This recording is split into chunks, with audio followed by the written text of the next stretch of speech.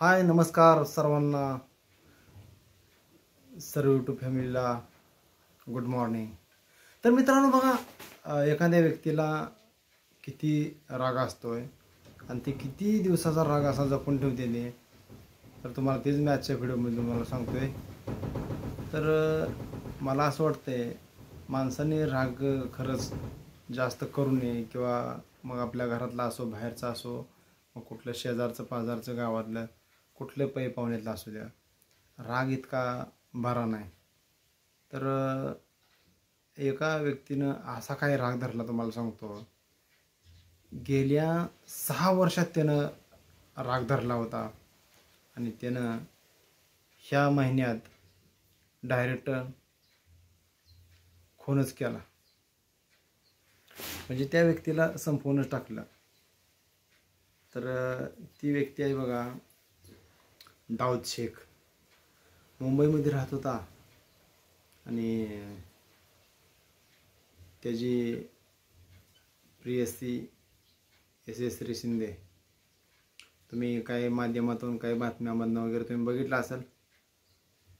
पण त्यांचं असंच कॉलेजमध्ये वगैरे ते जायचे हे, आणि कुठं तर मग बघितल्यावर वगैरे इकडे तिकडं ती त्याला आवडायला लागली. म्हणजे आता बघा कसं असतंय, एखाद्या जर व्यक्तीनं आपल्याकडे बघितलं तर ती लगेच व्यक्ती सांगायला चालू करू, अरे तिनं माझ्याकडे बघितलं, तिनं माझ्याकडे बघितलं. मग आता मी काय म्हणतोय, तर आता कुठली मुलगी असो, कुठली मोठी विवाहित महिला असू द्या, कोणतीही असो, मग काय बघायचंच नाही का? मग आता बघा कुठं तर लग्नात वगैरे गेल्यावर सदोने त्यांचा विषय तीच चालू असतो.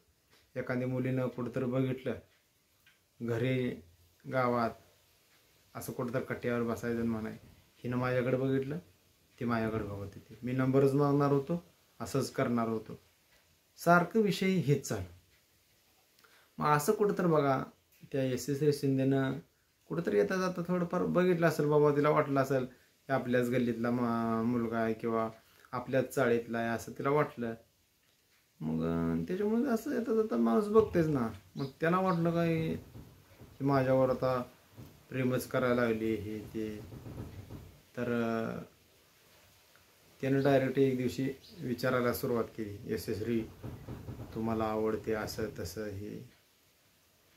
पण त्या यशस्वीने सांगितलं, कोण आहे तो, कुठला आहे, आमच्या तिथला मला आहे का काय, तो माहीत आहे मला, पण असं काय गोष्टी माहीत नाही म्हणले मला, तू माझ्यावर प्रेम करतोय हे असलं नाही म्हणले मला आताच करायचं.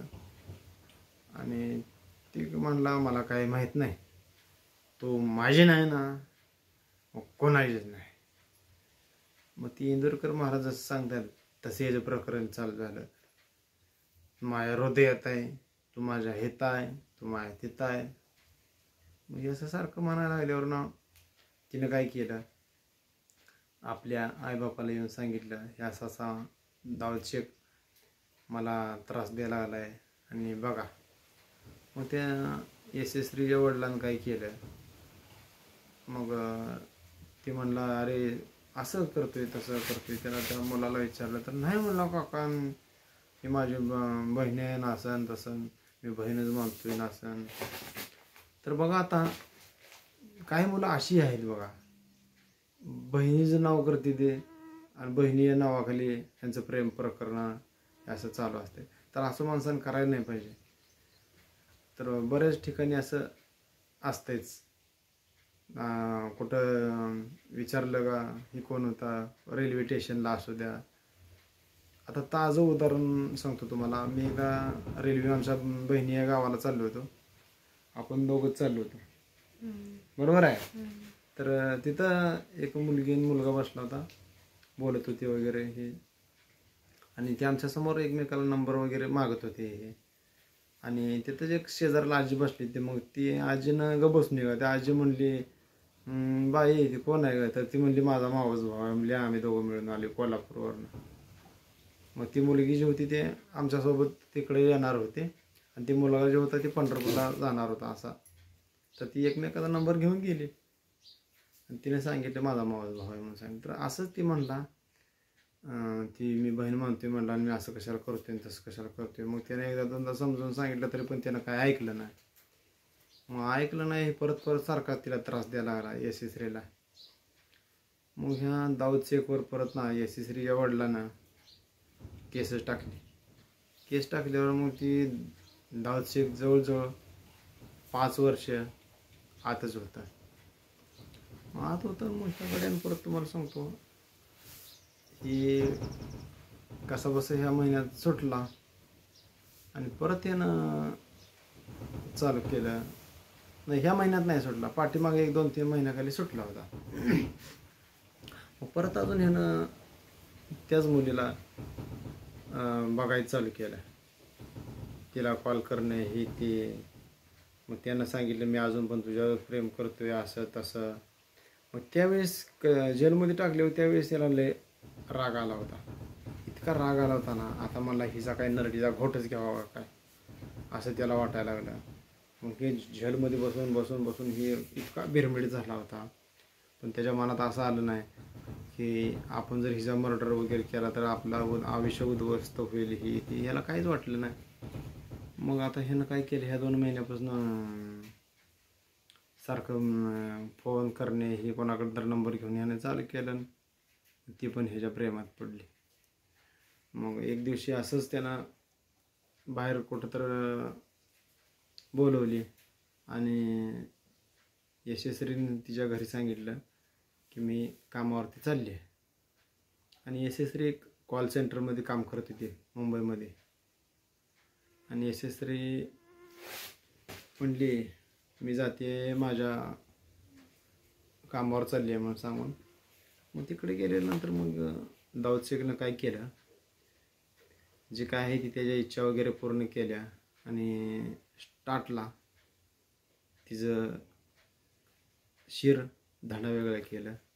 त्याच्यानंतर हात पाय असं वेगवेगळ्या ठिकाणी त्याचं कट मारून वेगवेगळ्या ठिकाणी त्यानं फेकून दिलं. तिचं गुप्तांगण वगैरे सगळं कट करून त्यानं हे एवढं सत्यानाश केला होता. तर मला असं वाटतंय की ही राग ह्याने कुठल्याच माणसाने राग जास्त न करता, राग हे आपलं आयुष्य किती उद्ध्वस्त करतोय ही ह्याचा विचार केला पाहिजे. आता बघा त्यानं 5 वर्ष काढली जेलमध्ये, पण आता अजून किती वर्षाला बसावं लागते ही ह्याने विचार केला नाही. आता तर हे असा प्रकार त्याने केला होता. तर ह्यानं जर आता प्रेम प्रकरण केले तर मग ह्यानं लग्नसुद्धा आता त्याने लावून दिलं असतं. पण नाही, ह्याला काय अजून जायचंच होतं. पण ही लोक कधी सुधारतील काय माहीत. आणि सरकार तर मग त्याच्यावरच झाले. तर तुम्हाला काय वाटतंय मला कमेंट करून नक्की सांगा. आणि राग कंट्रोल करा. रागामुळं बरंच नुकसान आपलं होऊ शकतंय. बरीच लोक रागावर नियंत्रण ठेवत नाहीत, डायरेक्ट लय मोठा विचार करते, शेवटच्या स्टेपचा विचार करते. असं करायला नाही पाहिजे.